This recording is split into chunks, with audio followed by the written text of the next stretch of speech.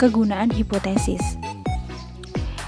Di antaranya yaitu yang pertama, hipotesis memberikan penjelasan sementara tentang gejala-gejala serta mempermudah perluasan pengetahuan dalam suatu bidang.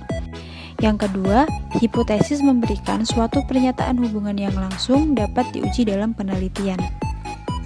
Yang ketiga, hipotesis memberikan arah kepada penelitian dan juga merupakan tujuan khusus. Yang keempat, hipotesis memberikan kerangka untuk melaporkan kesimpulan penyelidikan atau bisa dijabarkan peneliti dapat melaporkan di seputar jawaban-jawaban hipotesis sehingga membuat penyajian laporan lebih berarti dan mudah dibaca secara sistematis. Yang B yaitu macam-macam hipotesis. Yang pertama, hipotesis mayor dan hipotesis minor. Hipotesis mayor merupakan hipotesis yang menyatakan kaitan seluruh variabel dan seluruh objek penelitian. Sedangkan hipotesis minor adalah bagian dari hipotesis mayor yang menyatakan kaitan sebagian dari variabel. Yang kedua, hipotesis penelitian. Hipotesis penelitian mempunyai fungsi memberikan jawaban sementara terhadap rumusan masalah atau research question. Yang ketiga, hipotesis statistik.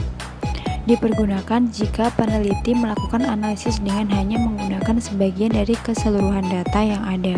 Sedangkan teknik statistik yang menggambarkan pengambilan data keseluruhan ke arah sebagian populasi disebut sebagai proses inferensi. Hipotesis statistik secara umum dapat dibedakan menjadi 4, yaitu yang pertama hipotesis nol atau nihil, yang kedua hipotesis riset, yang ketiga hipotesis alternatif, dan yang keempat adalah hipotesis penyerah. C. Jenis hipotesis. Yang pertama, hipotesis kerja. Hipotesis kerja sering disebut dengan hipotesis alternatif.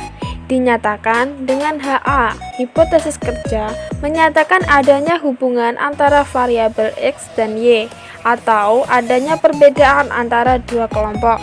Yang kedua, hipotesis nol atau hipotesis nihil. Sering juga disebut dengan hipotesis statistik karena biasanya dipakai dalam penelitian yang bersifat statistik, yaitu diuji dengan perhitungan statistik. D. Merumuskan hipotesis. Secara teori ilmiah, untuk mempermudah dalam proses pembuatan hipotesis, seseorang peneliti biasanya akan memaparkan atau menjabarkan sebuah teori menjadi pendapat dan postulat.